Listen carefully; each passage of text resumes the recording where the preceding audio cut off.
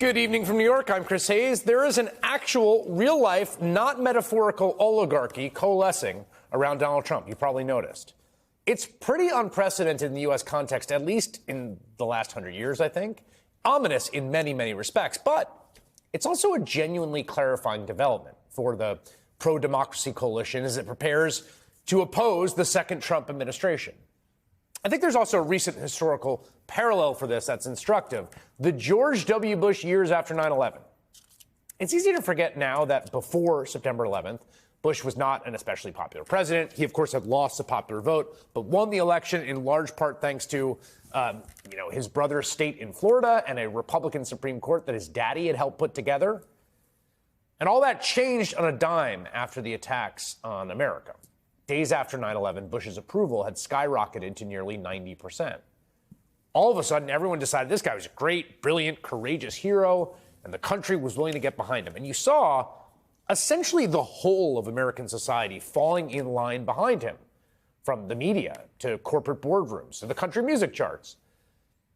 And in some ways, as I look back on that, and as I experienced it at the time, there was something clarifying about realizing that you were in the dissident minority at the time, where all the powerful people were on one side and you were on the other side.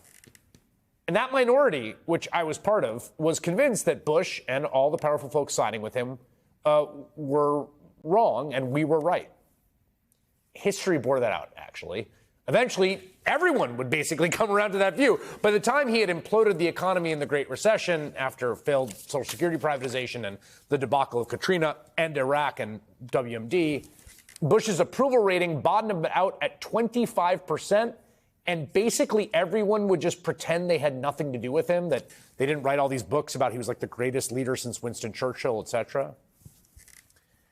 We are witnessing right now a similar moment, I think, after Trump's election. Though, thankfully, I got to say, not as bad as post 9/11 America, and let's hope we never have that again for a million reasons.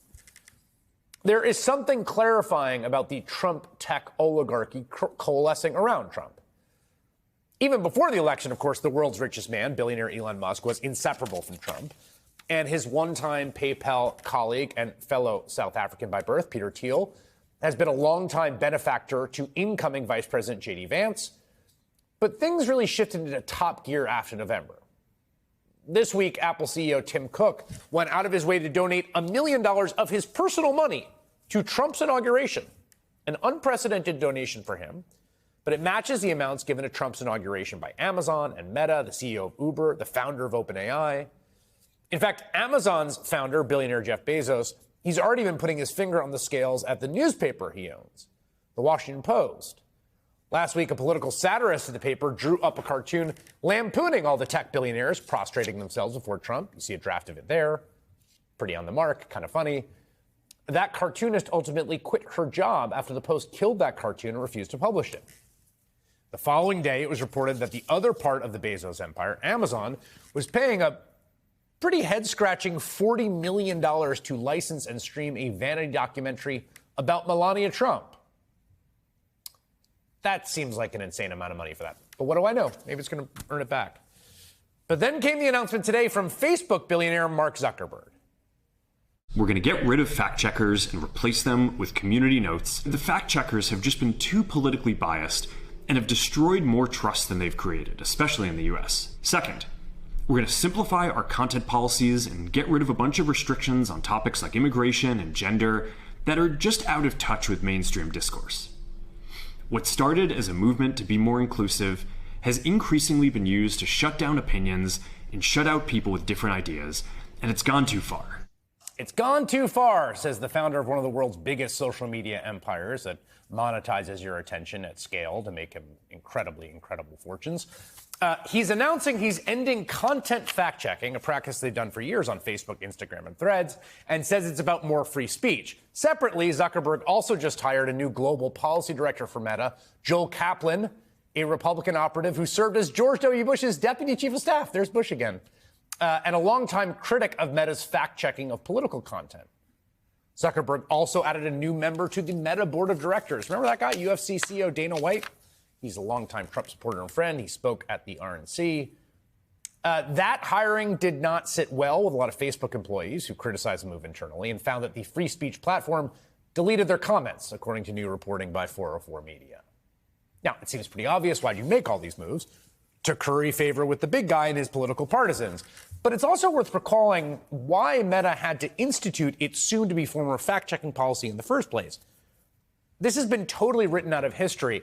They didn't do all the fact-checking stuff out of nowhere. They certainly didn't because Mark Zuckerberg woke up one day and was like, we should fact-check. No. Let's remember the history there. They did it because starting in 2016, the platform that Zuckerberg founded, Facebook, was used to execute an ethnic genocide of the Rohingya Muslim minority by the military government of Myanmar. Tens of thousands of people were murdered in bloody and brutal pogroms. Accounts of gang rape. People have to flee their village. Hundreds of thousands left homeless. As an in-depth Reuters investigation found, the hateful language and the calls for violence that fueled the massacres were systematically promoted by bad actors. The poisonous posts called the Rohingya or other Muslims dogs, maggots, and rapists, suggest they be fed to pigs, and urge they be shot or exterminated. This was being posted on Facebook, okay? A United Nations investigator said Facebook was used to incite violence and hatred against the Muslim minority group. The platform, she said, had turned into a beast. Imagine having to tweak your product because you realize that the libelous, violent incitement on your platform spurred on the mass slaughter of an ethnic minority. Again, I don't know if people remember this or not, but it was big news at the time. Zuckerberg was raked across the coals by senators in open hearings on Capitol Hill. That was when the Facebook billionaire realized content moderation was good, or if not good, at least necessary. It was something he had to reiterate again after January 6th, not this January 6th, of course, January 6th, 2021, when it became obvious that Trump and his allies used Facebook to spread election lies and organize the rallies that would become a deadly Capitol insurrection.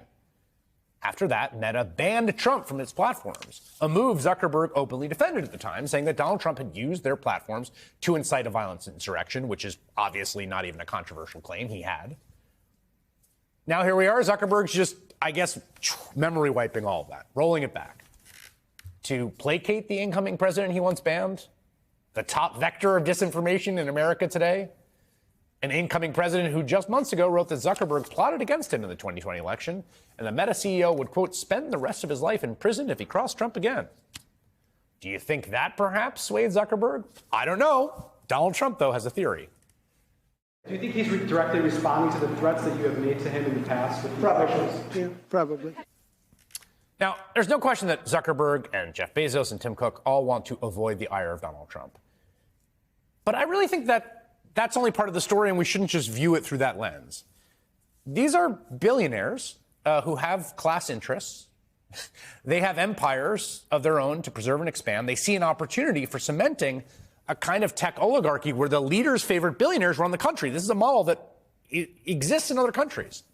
They also look at their fellow billionaire bro, Elon Musk. It seems to be working for him. Why shouldn't it work for them? Now, I think a country ruled by Donald Trump and like 4 or 5 billionaire tech dudes is a wildly dystopian vision that is fundamentally at odds with our commitment to self-governance and what most Americans would reject. These are the anti-democratic forces of concentrated power, and they are all aligning in the open, in front of our faces. They're not pretending to do otherwise. It is chilling in its own way, but also very clarifying to have them all standing on the same side.